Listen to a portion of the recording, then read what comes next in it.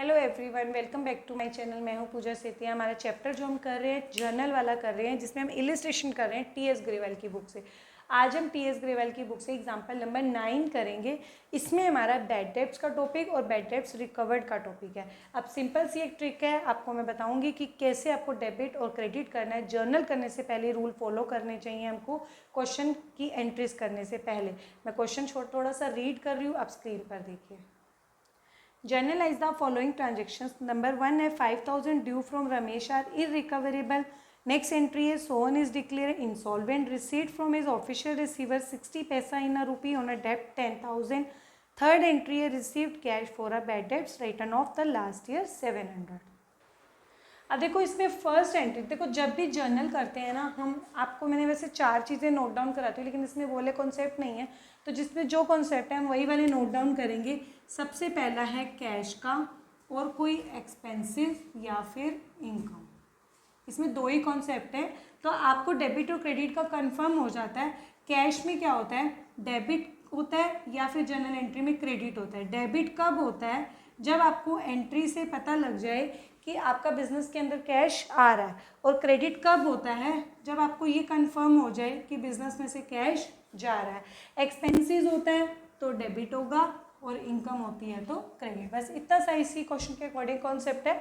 सबसे पहले क्या कह रहा है, देखो ₹5000 ड्यू का मतलब उधार लेने थे आपने फ्रॉम रमेश से आपने 5000 रुपीज़ लेने थे। आर इरिकवरेबल का मतलब क्या है कि आपको अब मिलने की उम्मीद बिल्कुल भी नहीं है। तो इसका मतलब आपके ये 5000 रुपये क्या हो गए जो रमेश से लेने थे, वो डूब गए। आपको क्या हो गया, लॉस हो गया। एक्सपेंसेस हो या लॉस हो एक ही बात होती है। वो क्या होता है, जर्नल एंट्री में डेबिट होता है।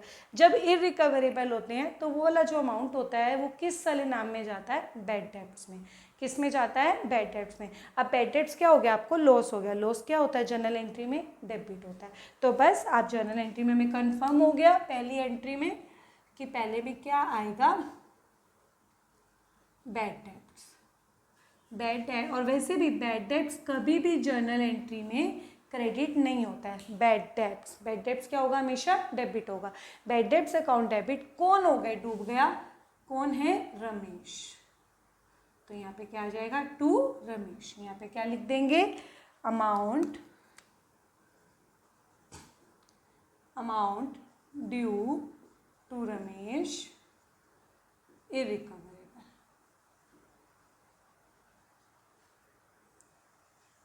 नेक्स्ट एंट्री देखिए, सोहन इज डिक्लेयर इंसॉल्वेंट। देखो जब भी कोई पर्सन इंसॉल्वेंट होता है तो इसका मतलब क्या होता है कि वो कंगाल हो गया।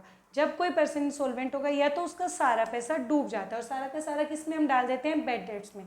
बट अगर कुछ परसेंटेज मिल जाता है, अगर कैश आ जाता है तो वो डेबिट हो जाता है। अब वो क्या करे कि सोहन जो है वो इंसॉल्वेंट हो गया, कंगाल हो गया, उस पेड 60 पैसा, और उसने अपनी जितना भी उसका फाइनल डिविडेंड था उसमें से 60 पैसा का मतलब 60% कितना आपको लेना था उससे, 10,000। जब इंसॉल्वेंट होता है तो हम उसके पूरे अकाउंट को, क्योंकि वो डेटर था, उसके पूरे अकाउंट को उल्टा कर देते हैं, क्रेडिट कर देते हैं, क्योंकि वो अपनी बुक से हम हटा देते हैं। जितना पैसा आ गया पेड, उसने पे कर दिया, सोहन ने पे किया, हमने पे नहीं करा, उसने पे किया 60 पैसा। तो कैश इज कमिंग, तो जनरल एंट्री में क्या हो जाएगा, कैश डेबिट हो जाएगा। तो ये तो पहले कंफर्म है कि कैश क्या आ जाएगा, डेबिट।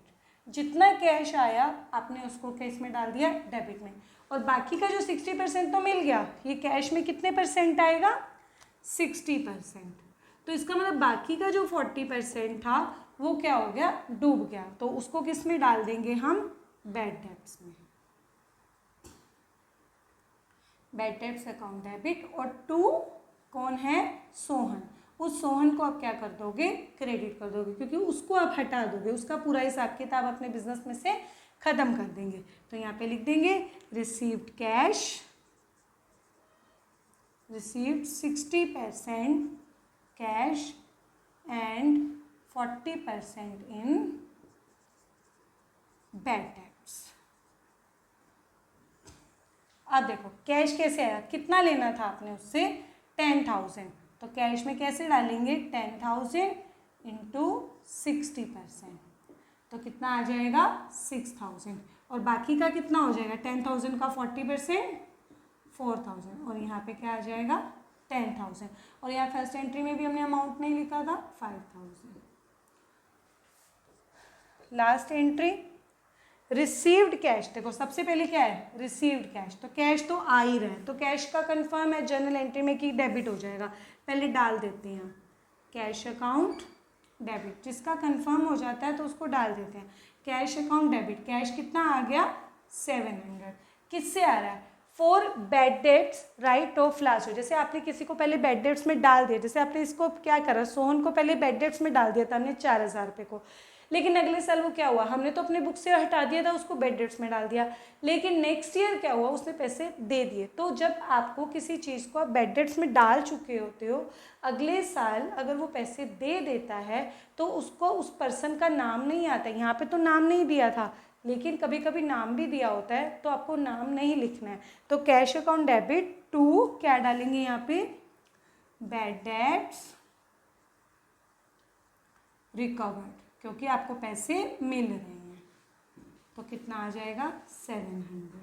यहाँ नरेशन लिख देंगे इस क्वेश्चन की received cash for bad debts